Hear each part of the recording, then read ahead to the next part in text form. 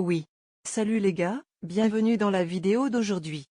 J'ai reçu beaucoup de questions me demandant ce que la différence entre les blocs, les conteneurs et les éléments est. J'ai donc décidé de tourner une vidéo rapide l'expliquant et alors peut-être que cela vous aide lorsque vous concevez vos propres pages.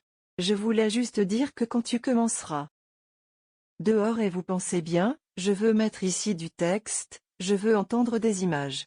Il malheureusement ne fonctionne pas de cette façon. Donc, vous ne pouvez pas simplement mettre dans Texas et colonne et quoi que ce soit sur la page. L'élément de base de jamais construit doit être un bloc. Soit un bloc préconçu, soit un bloc vide. Je vais commencer par un bloc vide ici. Alors maintenant nous mettons ce bloc vide sur et maintenant, vous pouvez commencer à concevoir vos propres pages. Pourquoi est-ce fait? Donc, cela a été fait pour que vous puissiez styliser les pages comme vous voulez vraiment qu'elles ressemblent. Donc, si vous cliquez sur la partie de texte, ici, vous pouvez voir qu'il y a un texte qui est dans le conteneur sur le bloc, ce qui signifie et ce est pour chaque page pour chaque projet de loi que vous allez faire. Un bloc doit avoir un conteneur, afin que vous puissiez y mettre des choses. Si nous supprimons le texte, si nous supprimons le conteneur, vous ne pouvez pas mettre d'éléments dans. Ça ne marche pas de cette façon. Vous devez avoir un bloc avec le conteneur dessus. Alors laissons tomber celui-là ici. Vous voyez quand vous cliquez dessus, il a un conteneur sur un bloc. C'est l'élément de base. Donc, juste rapidement démontrer ici pour vous voilà, nous y allons. C'est donc notre bureau. C'est la base, c'est une page vide. Sur une page vide, on doit mettre le bloc. Imaginons que ce bloc sera un morceau de papier sur notre bureau. Donc, nous avons le bloc qui a besoin d'avoir un conteneur.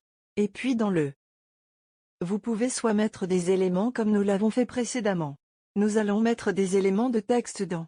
Vous pouvez mettre images, vous pouvez mettre des formulaires, vous pouvez mettre ce que vous aimez, icônes et logos. Ou vous pouvez séparer le en plusieurs colonnes. Oui, je vais te montrer de cette façon. Donc c'est un bloc qui a un conteneur avec une colonne. Il afin que vous puissiez mettre des éléments, des images de texte et des choses comme ça dans une colonne. Et c'est à quoi ça ressemblerait sur la page. Mais ce que vous pouvez faire est de séparer toute la page, le conteneur entier encore plus. Ainsi, vous pouvez mettre plusieurs colonnes et alors vous pouvez placer vos éléments dessus dans ces colonnes.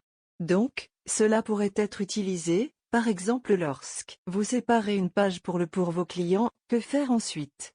La première colonne serait utilisée pour aimer sa page ou visiter notre groupe Facebook ou nous envoyer un email afin que vous puissiez la séparer afin que il a l'air beau et bien rangé sur votre page. Donc, il y a déjà des blocs préfaits qui sont séparés dans. Par exemple, celui-ci il suffit de supprimer le haut. Bien.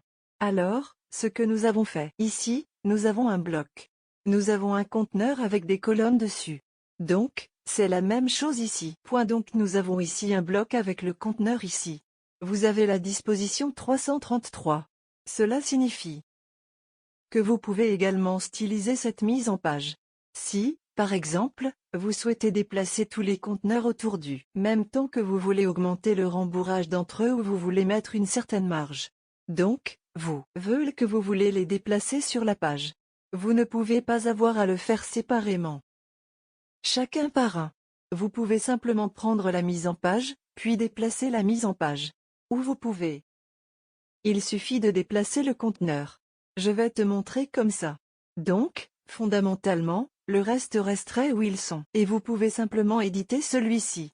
Et puisque c'est un conteneur, nous pouvons y mettre des éléments. Il s'agit donc d'un élément de texte dans un conteneur.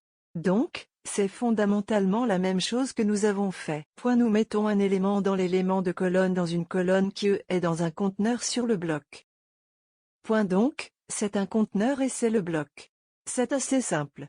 Les gars, là c'est moi. Juste te montrer quelque chose comme ça. Il s'agit d'un bloc préconçu.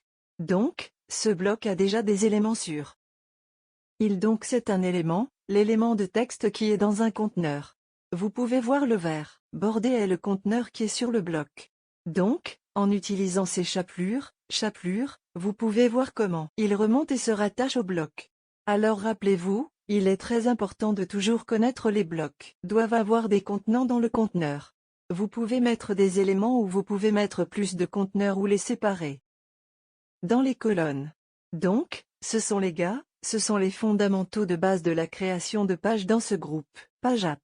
J'espère que vous avez compris ce que j'essayais de dire au cas où vous voudriez demander moi quelques questions. Il suffit de poser les questions dans le commun ci-dessous, puis de vous voir dans le groupe digital. Groupe à vous voir. Au revoir, au revoir. Droite. 1.